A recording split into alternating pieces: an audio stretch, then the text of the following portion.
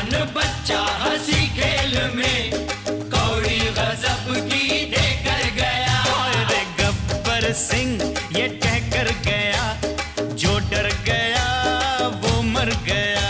अरे गब्बर सिंह ये कह कर गया, जो डल गया वो मर गया।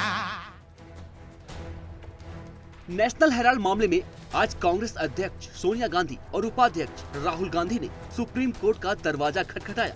दोनों ने एक याचिका दाखिल कर हाई कोर्ट के उस आदेश को चुनौती दी जिसके तहत उन्हें समन जारी करने के ट्रायल कोर्ट के आदेश को बरकरार रखा गया था। नेशनल हेराल्ड केस में सोनिया और राहुल गांधी को पटियाला हाउस कोर्ट ने 28 दिसंबर को बेल दी थी। दोनों से 20 फरवरी को फिर पेश होने को कहा गया था।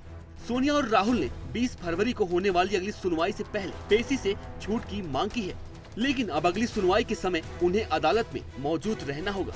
इस मामले में केस दायर करने वाले बीजेपी नेता सुब्रमण्यम स्वामी ने इसका विरोध किया था और उस वक्त कांग्रेस के 17 नेता कोर्ट में थे और 10 मिनट के अंदर पेशी, सुनवाई और फिर बेल हो गई थी। दरअसल ये पूरा मामला नेशनल हेराल्ड केस का है, जिसकी शुरुआत 1938 में पूर्व प्रधानमंत्री जवाहरलाल नेहरू ने की थी। 1938 में नेशनल हेराल्ड अखबार की शुरुआत हुई और आजादी के बाद ये अखबार कांग्रेस का मुखपत्र बन गया और 2008 में अखबार छपना बंद हो गया और तब अखबार का मालिकाना हक एसोसिएट जनरल के पास था। अखबार बंद होने के बाद कांग्रेस ने एसोसिएट जनरल्स को बिना ब्याज के 90 करोड़ रुपए का लोन दिया और फिर 2010 में 5 लाख रुपए से यंग इंडियन कंपनी बनी। इसमें सोनिया और राहुल की 38% हिस्सेदारी थी, जबकि कांग्रेस नेता मोतीलाल वोरा और ऑस्कर फर्नांडीज के पास 24% हिस्सेदारी थी। एसोसिएट जनरल्स ने 2010 में अपने 10-10 रुपए के 9 करोड़ शेयर यंग इंडियन को ट्रांसफर कर दिए। बदले में 90 करोड़ रुपए का कर्ज भी यंग इंडियन के पास आ गया, जो कांग्रेस से लिया गया था। यंग इंडियन को 50 लाख रुपए में ही 90 करोड़ के लोन रिकवरी के राइट्स मिल गए। अब हम आपको बताते हैं कि क्यों हुई थी ये पेशी। कांग्रेस नेताओं पर आरोप है कि उन्होंने कीमती प्रॉपर्टी हथियाने के मकसद से पॉलिटिकल फंड का गलत इस्तेमाल किया।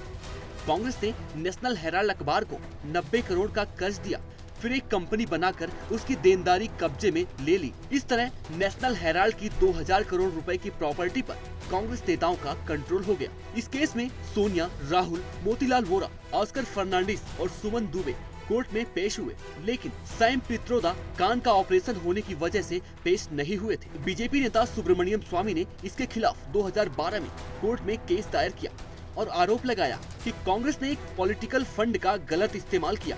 कांग्रेस ने नेशनल हेराल्ड की देश भर में मौजूद 2000 करोड़ रुपए की प्रॉपर्टी हथियाने के मकसद से ऐसा किया, लेकिन अब कोर्ट के फैसले को दरकिनार करने के बाद कांग्रेस पर कई सवाल खड़े होते हैं कि क्या मैडम और राजकुमार को जेल जाने से डर लगता है? क्या कांग्रेस नेशनल हेराल्ड की सच्चाई उजागर करने से बच रही है? खैर, जो भी हो, देखना यही होगा अब मैडम और राजकुमार हेराल्ड जैसे मुसीबत से बचने के लिए क्या क्या हथकंडे अपनाते हैं। Bureau report, Sudarshan news.